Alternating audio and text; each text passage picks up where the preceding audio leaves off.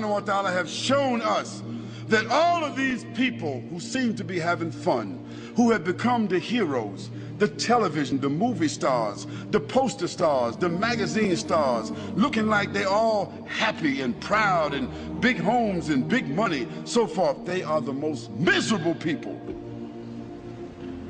They die early, they are diseased, they live with despair. They wind up lonely and living in dark places. They are the most frustrated people, and when they die, they have no legacy whatsoever. Why? Because everything that the Creator told us not to do, when we do it, it winds up with disease. You name it. If the Creator told us not to drink alcohol, what is one of the greatest diseases in the world today? If the Creator told us not to use drugs, what is one of the greatest diseases in the world today? If the Creator told us not to fornicate, not to commit adultery, what is the greatest disease in the world today? Sexually transmitted diseases.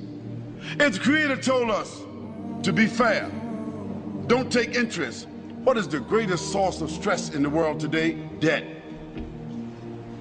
Everything the Creator said don't do, if you do it, because you have the will to do it, it ends up with disease.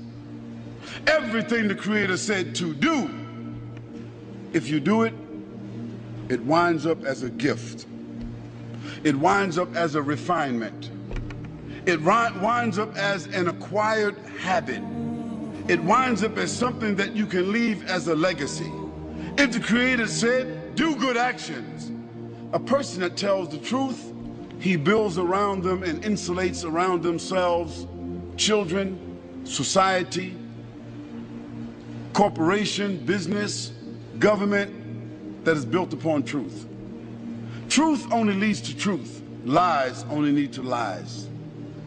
When the Creator said to us, perform worship, recognize, pay tribute, complete the terms, when you see that a person is driven by faith, when you see that a person's life falls within the parameters of faith, a person's conscience is driven by faith, when a person, it brings about honor, it brings about integrity, it brings about strength, support, reputation.